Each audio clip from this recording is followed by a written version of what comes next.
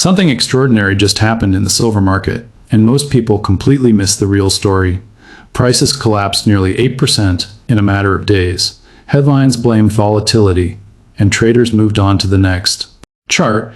But quietly, without press conferences or emergency announcements, the United States Mint suspended sales of silver products. That is not normal, that is not routine, and it raises a question that deserves far more attention than it's getting. How does a price crash lead to a physical supply shutdown? Welcome back to Financial Freedom Desk. Before we go any further, take a moment to like this video and subscribe to the channel. These are the kinds of stories that don't trend until after the consequences hit. Staying informed early makes all the difference. At first glance, an 8% drop in silver looks like just another rough week in the commodity markets. We've seen bigger moves before.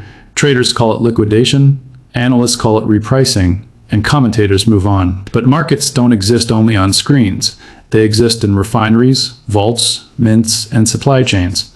And when price action disconnects from physical reality, stress builds in places most investors never look. Silver occupies a strange position in the global economy. It is both a monetary metal and an industrial input. It trades like a financial asset, but behaves like a raw material. That dual identity makes it uniquely sensitive to dislocations. When prices fall sharply, demand doesn't always disappear. In fact, physical demand often increases. Buyers step in, stackers accumulate, industrial users lock in supply, and that's exactly where the tension begins. The U.S. Mint does not suspend sales because demand is weak. It suspends sales when it cannot source blanks at prices that align with official pricing structures. In other words, the paper price collapsed faster than the physical supply chain could adjust. This is the key detail that most coverage ignored. When silver prices dropped sharply, futures markets reflected aggressive selling. Margin calls forced liquidations, leveraged positions unwound, but physical suppliers didn't suddenly gain new inventory. Mines didn't increase output overnight. Refineries didn't lower costs instantly. Instead, demand surged at lower prices while supply remained constrained. That imbalance is what forced the Mint's hand. This is where the silver market exposes its structural fragility. The price most people see is set in derivatives markets, not in physical transactions.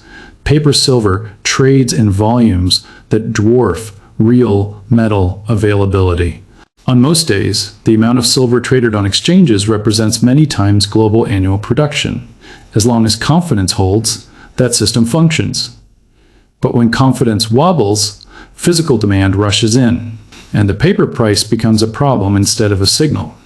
An 8% crash should, in theory, make silver easier to buy. Instead, it made it harder. The U.S. Mint suspension is not about a lack of silver in the world. It's about the inability to procure metal at prices that make sense under current conditions. When spot prices fall rapidly, suppliers hesitate to sell. They wait, they reassess, they protect margins. That creates a short-term supply freeze, right when demand spikes. It's counterintuitive, but it happens repeatedly in commodity markets under stress. For investors, this moment matters far beyond one product suspension. It highlights how disconnected financial markets have become from physical supply chains. It also shows how quickly stress can surface in unexpected places. Consider the psychology. Retail investors see lower prices and rush to buy. Institutional traders see volatility and reduce exposure. Industrial users see opportunity and lock in supply. All three groups act rationally, but their combined actions strain a system designed for stability, not surges. And once that strain appears, it feeds on itself. Premiums rise even as spot prices fall. Availability tightens despite cheap prices. Confidence erodes quietly. People begin to ask uncomfortable questions about how much silver actually exists for delivery. This is not the first time this has happened, and it won't be the last. But each occurrence chips away at trust.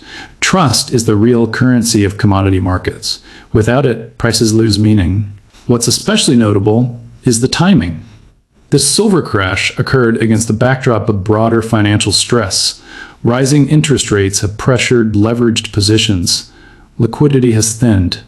Risk appetite has shifted in these environments. Forced selling often overshoots fundamentals. Silver's drop was not driven by a collapsing demand. It was driven by financial mechanics. And financial mechanics don't consume metal, people do. That's why physical markets responded differently than futures markets. That divergence is where signals hide. From a historical perspective, moments like this tend to mark transitions. They don't predict immediate rallies or collapses. They signal that the structure is bending. And something that used to work smoothly now requires intervention. For long-term observers, the mint suspension is not alarming. It's revealing. It shows where pressure is building. It shows where assumptions break down. And it raises a broader question about monetary metals in a world increasingly dependent on paper systems. Silver has always existed at the edge of monetary credibility. It's not officially money, but it behaves like it when trust wavers. It doesn't dominate headlines, but it reacts when systems strain. This is why silver often moves before larger shifts become obvious. None of this means prices must rise tomorrow. Markets can remain distorted longer than expected. Volatility can continue, but ignoring the physical signals is a mistake. Economic history teaches us that disruptions rarely announce themselves clearly. They whisper through operational decisions, policy adjustments, and quiet suspensions. By the time they become obvious, positioning is already lost. The U.S. Mint didn't suspend sales to make a statement. It did it to manage risk. But in doing so, it sent one anyway. As investors, analysts, and citizens, the question is not whether silver crashed. The question is what broke underneath the price. Because when price declines cause supply withdrawals, instead of surpluses, the market is telling you something important. And that's exactly why we cover stories like this on Financial Freedom Desk. If this breakdown helped you see the silver market differently, drop your thoughts in the comments. Do you see this as a temporary disruption or a deeper structural issue? Share this video with someone who still believes prices always reflect reality. And if you want clear, honest economic analyst, make sure you're subscribed. Thanks.